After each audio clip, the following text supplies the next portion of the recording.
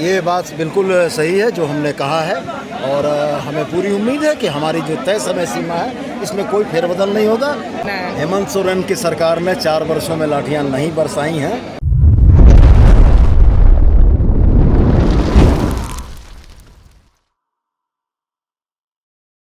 हम लोगों ने वेतनमान का जो वादा था वो वादा को पूरा करने के लिए आग्रह किया था। ये मूल्य वार्ता के टेबल पे आप माननीय मुख्यमंत्री जी से अपनी बात रखिएगा।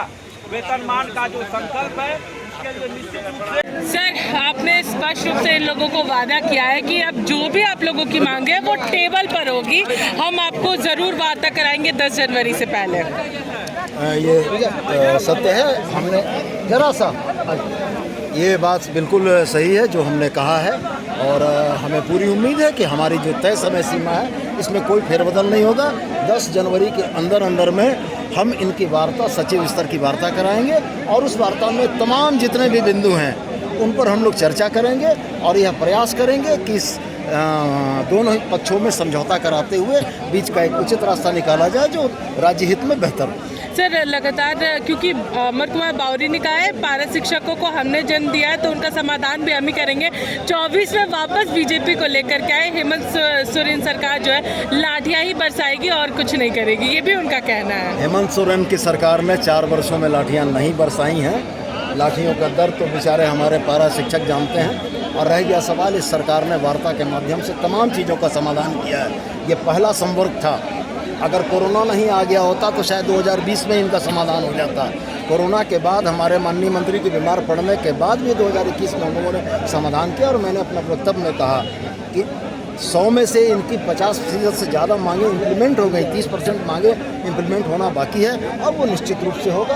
क्योंकि हेमंत सोरेन भी यह मानते हैं कि यह सरकार माटी की पार्टी है, माटी की सरकार है और जितने पारा टीचर हैं वो यहाँ के माटी के बेटे हैं। निश्चित रूप से सरकार की सहानुभूति है कि बगैर बल प्रयोग किए हुए वार्ता के माध्यम से इनकी समस्याओं का समाधान हो। सर लेकिन एक सवाल ये है कि 4 साल बीत गए, थोड़ा देर नहीं हो गया? 4 साल में 2 साल कोरोना में चले गए, हमारे माननीय मंत्री दिवंगत हो गए, उसके बाद भी कारवां नहीं रुका। अगर ईमानदार कोशिशें नहीं होती तो आज ये परिस्थितियां नहीं बनती और आज का भी ये धरना नहीं होता। अगर प्रदेश कमेटी की हमारे से मुलाकात हो गई होती परसों तो शायद आज ये लोग धरना में नहीं बैठे होते। लेकिन चलिए जो भी हो, हमारे साथी हमारे भाई हैं, आए हैं, उनकी भी भावना का सम्मान, लेकिन समाधान हम लोग निश्चित रूप से करेंगे। हमारा आवाज आ रहा है? मतलब एक बात के हो कि भूख अगर बहुत बेसी लागल हो तो दुइयों हाथ से ना खाए, सही बात, खाए एक हाथ से हो। तो प्रक्रिया जो है यहाँ तो रघुआ साथी बैठल हो, जगन्नाथ बाबू तो बेचारा न रहले, जगन्नाथ बाबू से बेसी होमवर्क करके हम बैठे लिए, इसलिए कि सचिव के सहमत करवे वास्ते वहां पर लाठी हमरे चलवल हो गए। और कोई भी रास्ता जे जकर जरिया है वो है। मुख्यमंत्री से मिले के मांग सहायक शिक्षक से ज़्यादा झारखंड के एक नागरिक की हैसियत मात्र।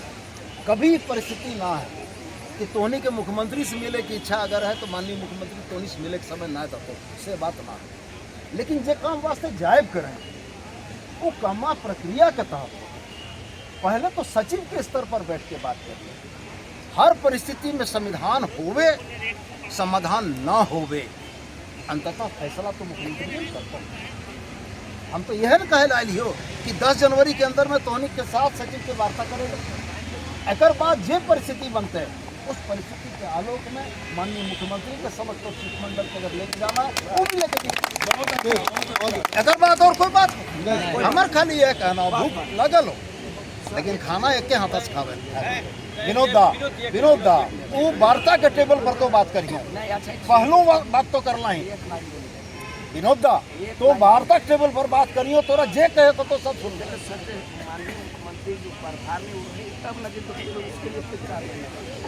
वो सब माथा पच्ची हमर पर छोड़ बैठ। अब एक मतलब एक बात के कि जे बात हम न बोले चाहे लिए से बात तुमने हमारे मुँह से निकलवाए। अब भाई हमरो इजाजत दे और तोनियो शांति से घर प्रस्थान कर।